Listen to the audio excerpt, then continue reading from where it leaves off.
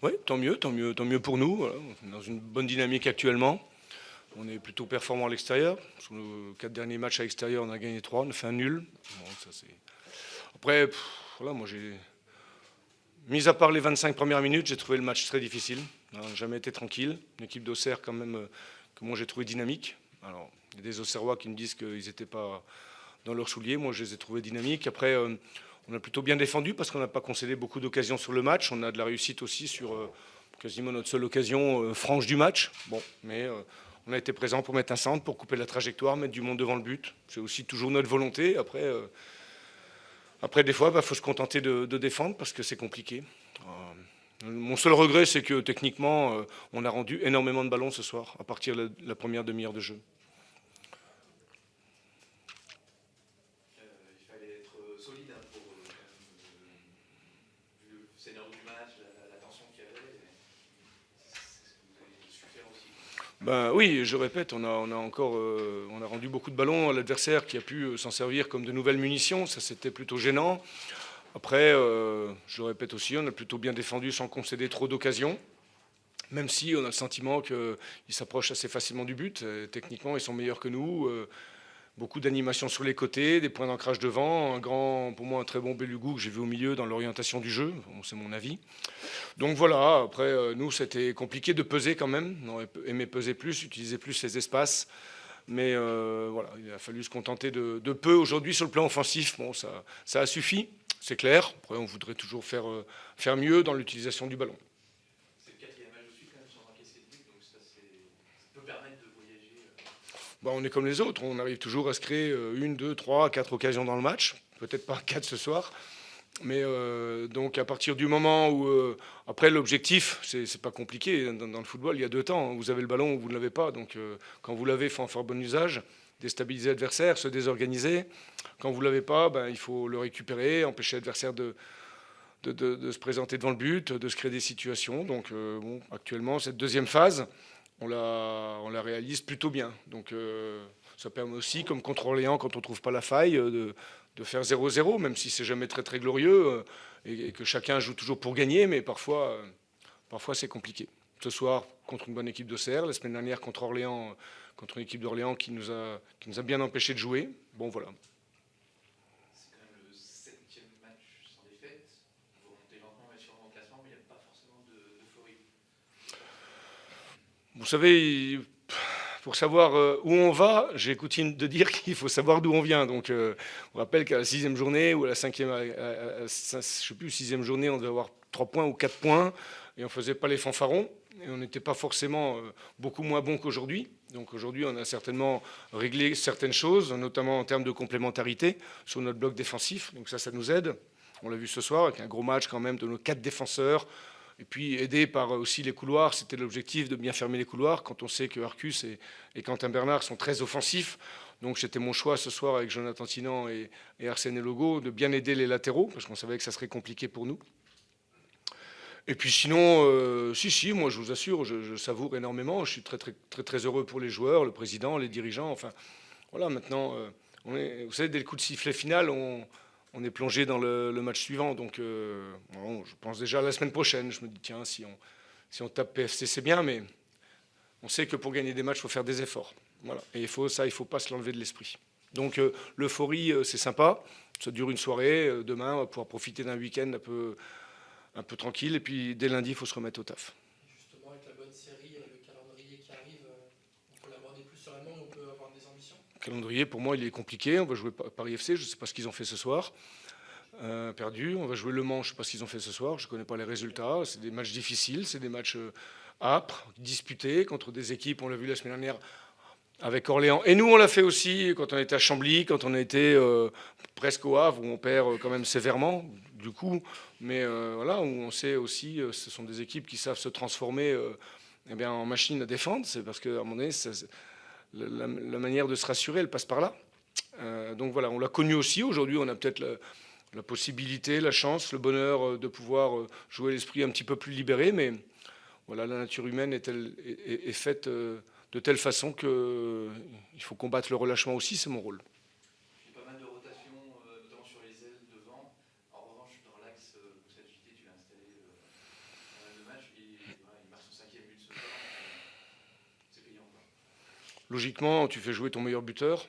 Il n'y a pas de raison particulière, c'est-à-dire match rapproché, match de Coupe de la Ligue, de Coupe de France en semaine, de ne pas faire jouer un garçon qui est dans la réussite. Aujourd'hui, c'est notre meilleur buteur. Il a 5 buts, c'est un beau total. Après, sur les côtés, Ondane pourrait démarrer parce que c'est notre meilleur passeur. Sauf que voilà, Terrell a beaucoup de qualité, mais ce soir j'avais fait le pari aussi de jouer avec des gens qui fermeraient mieux les couloirs, parce qu'on savait que ça serait compliqué dans ces couloirs, et ça l'a été. Voilà, donc Arsène Logo et Jonathan Tinan ont fait leur taf, puis Johan Brun, puis Hakim. Donc c'était vraiment ciblé ce soir sur là où il fallait qu'on soit solide. Et juste un petit mot sur Moussa, comment tu juges son évolution? Il a encore des progrès à faire, Moussa, techniquement, dans la manière de garder les ballons aussi. Aujourd'hui, tu regardes les attaquants d'Auxerre qui gardent quasiment tous les ballons. Je parle des attaquants de pointe. Moussa ne le fait pas toujours. De temps en temps, des précipitations. C'est un jeune joueur qui a besoin encore de mûrir. Voilà, on a beaucoup de choses à lui apprendre. Aussi dans ses choix de temps en temps. Les surfaces de contact, des choses très très simples à vrai dire. Voilà, qui de temps en temps, on voudrait qu'il fasse mieux. Mais pas oublier que Moussa, il arrive aussi et il découvre ce championnat. Il a déjà mis 5 buts. Il faut plutôt le féliciter qu'autre chose. C'est un garçon qui a 20 ans, qui est à l'écoute. Donc voilà, il a une grosse marge de progression. Et sa marge de progression, on l'a fixée avec lui. Donc voilà, ça prendra un petit peu de temps aussi. Mais c'est vrai que bon, il ne pourra pas faire non plus tous les matchs de l'année.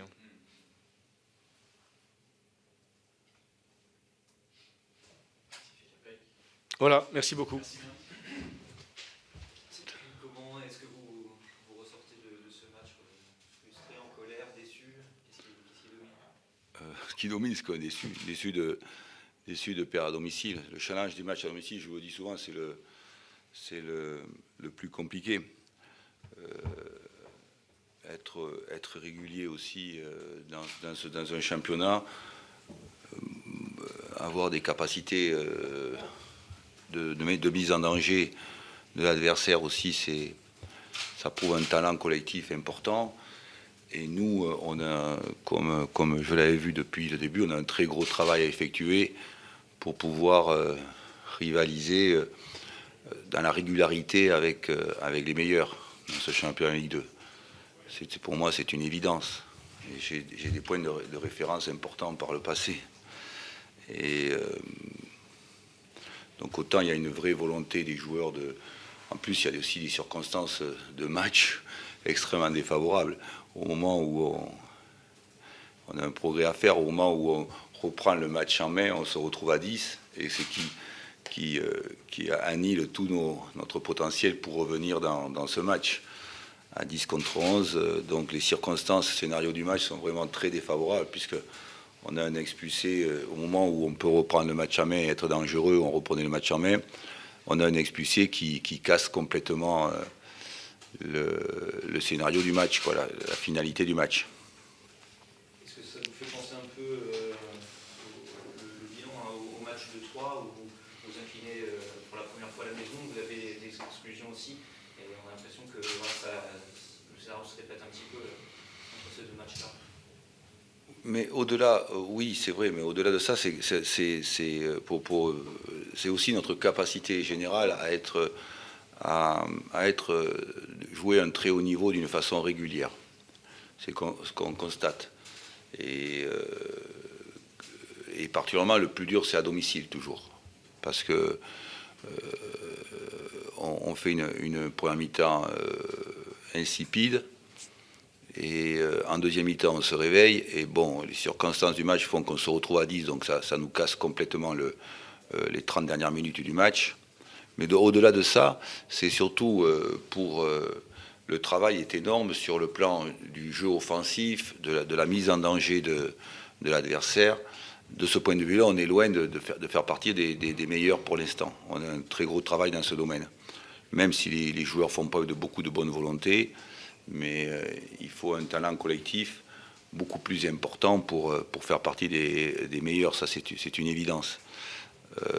Voilà, donc autant on peut rivaliser sur le plan défensif avec les meilleurs, autant c'est le gros problème d'ailleurs du football en général pour toutes les équipes. Comment pour être parmi les meilleurs, tu rivalises sur le plan offensif, et comment tu peux mettre en danger d'une façon permanente une équipe, toutes les équipes.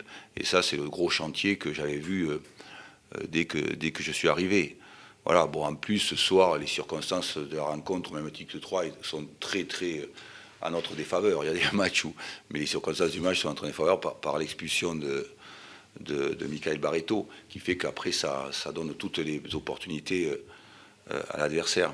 Voilà.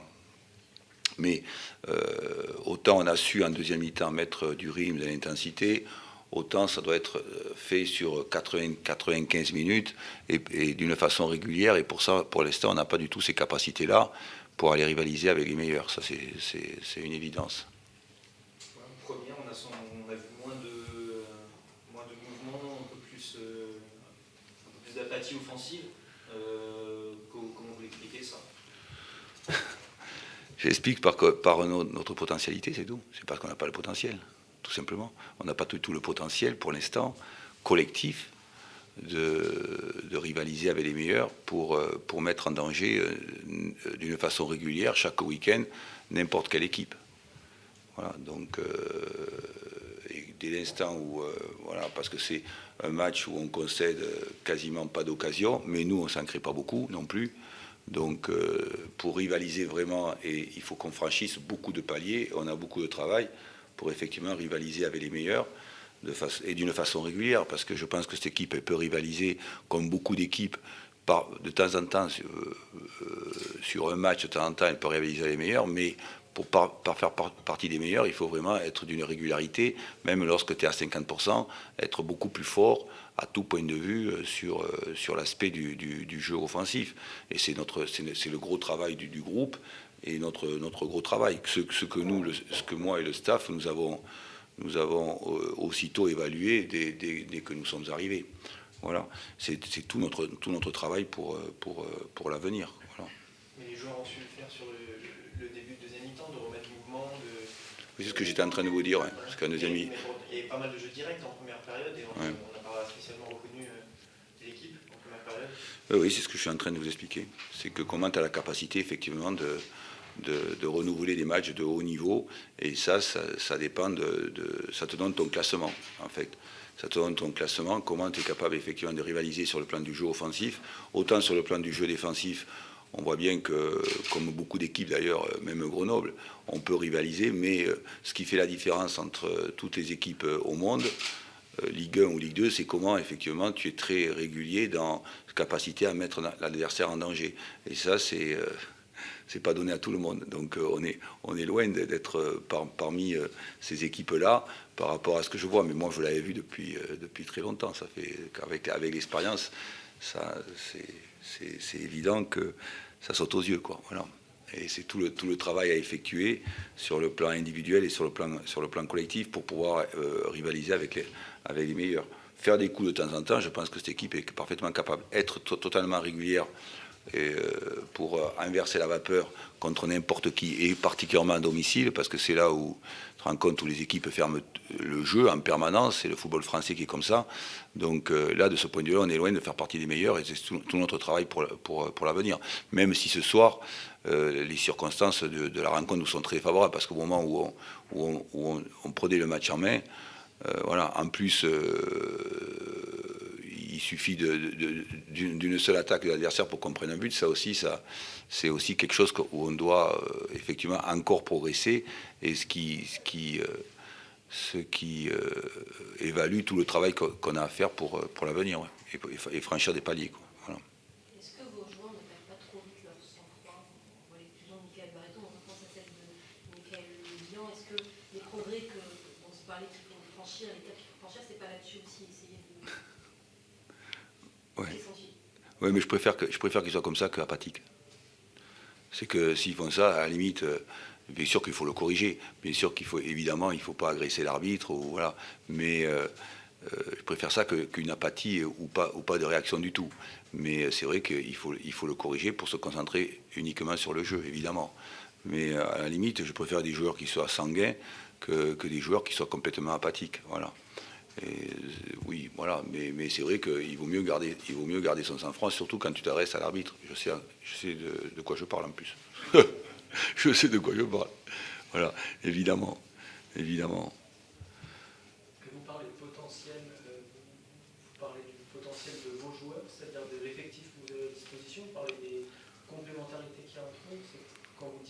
potentialité, c'est quoi? On manque de toute évidence sur le plan du jeu offensif, c'est à la fois de la complémentarité, à la fois dans élever le niveau individuel, élever le niveau collectif, mais ça se saurait si la GIA était performante dans ce domaine, je ne serais pas là.